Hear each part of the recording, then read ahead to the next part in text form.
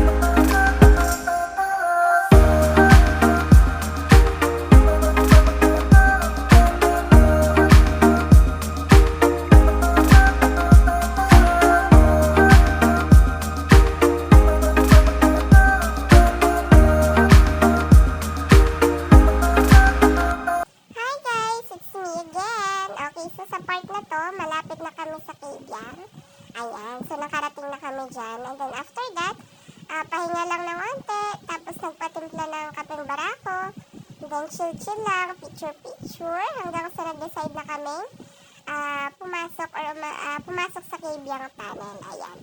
So, pabalik na kami dito ng Cavite via Nasugbo, Batangas, papunta ng Tagaytay. So, inikot talaga namin. As in, ang haba-haba ng biyahe. Almost 3 hours din siguro yung inabot ng biyahe namin from Cabiang hanggang sa Cavite. Ayan. So, dito sa part na to, ayan, ang ingay-ingay pa dyan ng aking husband dahil panay busina siya. Okay, so, palabas na kami ng Cabiang Tunnel dyan. And then, by the way, sa una-unahan nito, nag-stop over muna kami. Pahinga ulit dun sa may overview ng beach sa Nasugbo, Batangas. Okay, so enjoy ulit tayo sa ating biyahe.